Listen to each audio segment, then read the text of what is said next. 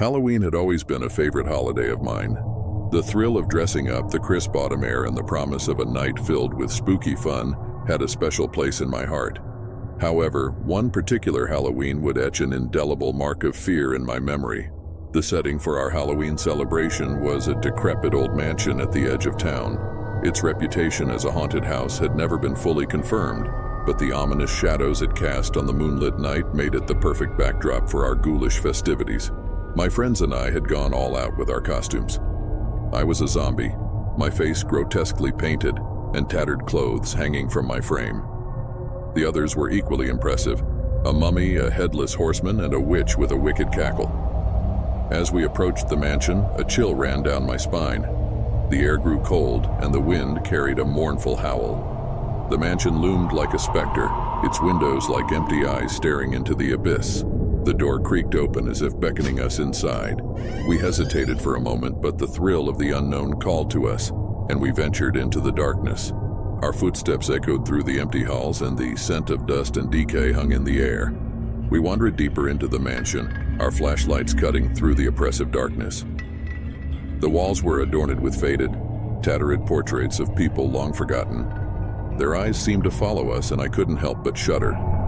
Our goal was to reach the mansion's grand ballroom, where we planned to dance and celebrate. But as we neared our destination, the air grew heavy, and the atmosphere turned from excitement to unease. Whispers seemed to emanate from the very walls, echoing in the corridors. A sudden noise made us stop in our tracks. It was the mournful melody of a piano, the keys played by invisible hands. We followed the haunting sound to a room at the end of the hallway, the door slightly ajar. With bated breath, we pushed the door open and found ourselves in a grand, cobweb-covered chamber. The source of the music became apparent. A grand piano stood in the center of the room, its keys moving as if played by a ghostly pianist. No one was there. The room was empty, save for the eerie music that seemed to come from nowhere.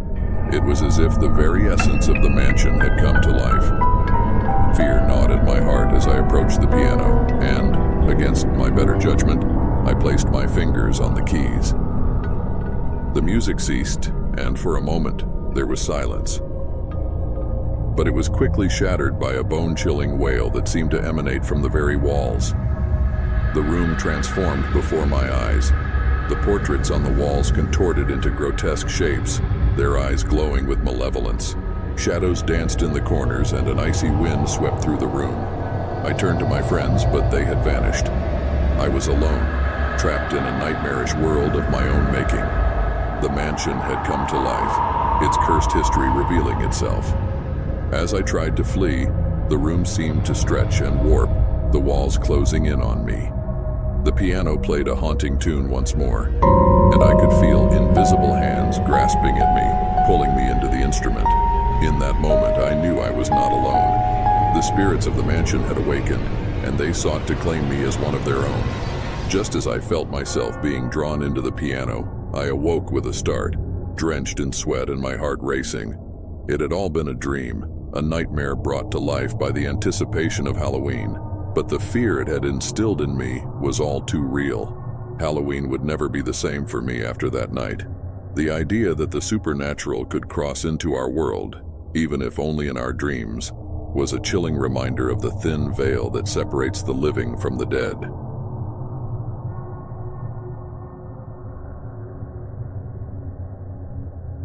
Halloween night had arrived, and I was eager to celebrate my favorite holiday in style. I'd spent weeks crafting the perfect costume, Dracula, complete with a custom-made cape and fangs that looked chillingly real. Little did I know that the true horror of Halloween would find me that night. My friends and I had decided to venture into the woods where an old, dilapidated cabin was rumored to be haunted. The wind howled through the trees, setting an eerie backdrop for our Halloween adventure.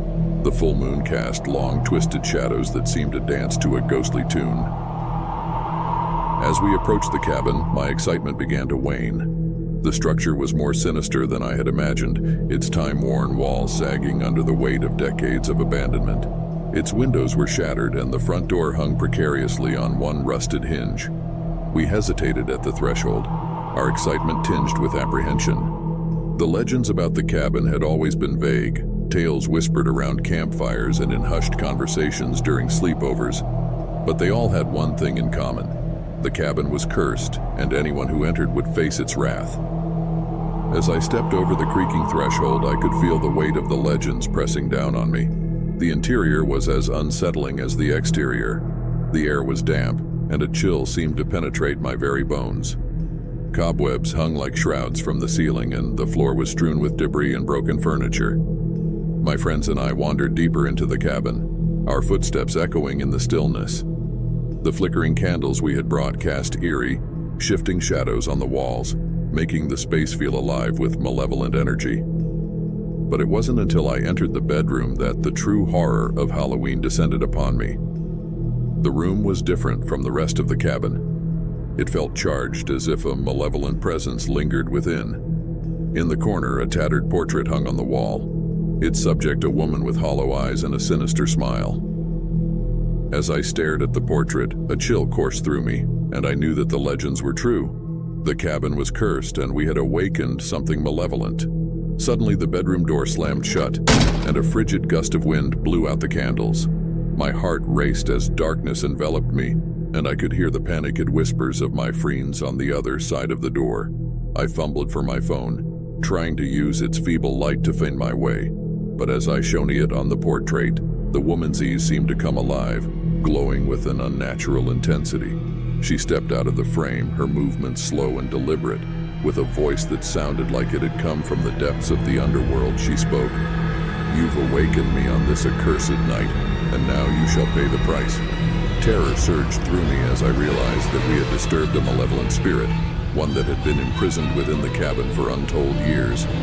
She moved closer, her eyes never leaving mine, and I felt an invisible force pulling me toward her.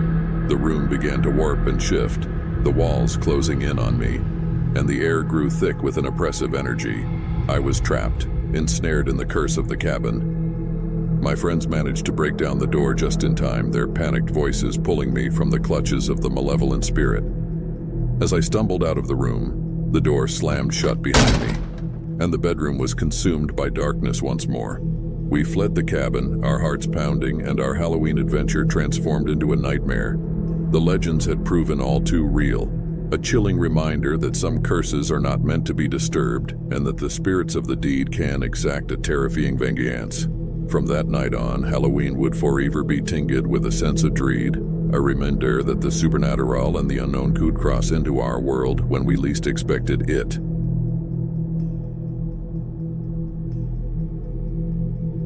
Halloween had always been my favorite holiday. There was something enchanting about the crisp autumn air, the smell of burning leaves, and the promise of a night filled with spooky surprises. But one Halloween would forever change the way I felt about this holiday. It was a particularly dark and stormy evening, the kind of night that seemed to belong to another world. As I prepared to head out for a Halloween party, I couldn't shake the feeling that something was amiss. The air was heavy with an unnatural chill, and the moon hung low in the sky like a malevolent eye. My friends and I had planned to meet at a nearby cemetery, an eerie yet fitting location for our Halloween festivities. We donned our costumes, vampires, witches, and ghouls, and set off through the twisted, cobweb-laden streets. The cemetery loomed ahead, its wrought iron gates creaking ominously as we entered. The gravestones cast long, misshapen shadows that seemed to dance in the moonlight. We gathered around a weathered mausoleum, ready to begin our night of spooky stories.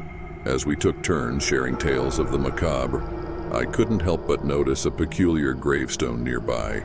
It was weather-worn and covered in moss, the name nearly illegible. The epitaph read, "Here lies a soul tormented, lost to the darkness." I shuddered, convinced that my imagination was getting the best of me. But as the night wore on, the air grew colder and a thick mist began to creep through the cemetery. The stories took on a more sinister tone, and the laughter that had filled the air now seemed hollow and forced. My unease grew, and I suggested we call it a night, but my friends were transfixed by the chilling atmosphere. That's when it happened. The ground beneath us trembled as though some unseen force had awakened. The mist thickened, swirling around the gravestones, and the strange gravestone that had caught my attention earlier began to emit an eerie, otherworldly glow. Fear clutched at my chest as I watched in horror. The ground in front of the mysterious gravestone began to crack and shift, and from the earth emerged a figure, its form obscured by the mist. It moved toward us with slow, deliberate steps. My friends and I huddled together, our fear palpable. We had all heard tales of restless spirits on Halloween night, but this was unlike anything we could have imagined. The figure drew closer, its features slowly becoming discernible. It was a woman, her eyes hollow and filled with a profound sadness. Her dress was tattered, her skin pallid, and her presence exuded an aura of profound sorrow. She reached out a bony hand, and her voice, a haunting whisper, filled the night. "Help me," she implored. "I am trapped in this eternal darkness, bound by a curse." We were paralyzed with fear, unable to move as the woman's chilling words enveloped us. It was then that I noticed the gravestone's epitaph had changed, now reading, "Release me or be cursed." My heart pounding, I took a tentative step forward. My friend's eyes locked on mine, begging me not to go any further. But the woman's despair was overwhelming, and I couldn't ignore her plea. As I approached the mysterious gravestone, the woman's form began to dissipate, the mist enveloping her once more. I reached out to touch the gravestone, and a surge of icy energy coursed through me. The ground quaked once again, and this time, the woman's form burst into a blinding light, a piercing scream filling the night. When the light finally faded, she was gone, and the cemetery was eerily quiet. My friends and I stood in stunned silence, unsure of what had just transpired. Had we freed a tormented soul, or had we unleashed something far more sinister? Halloween would never be the same for me after that night, a chilling reminder that the spirits of the dead and the mysteries of the afterlife are not to be taken lightly. The haunting memory of that Halloween night would forever remain etched in my mind, a chilling tale to share with those who dared to believe in the supernatural.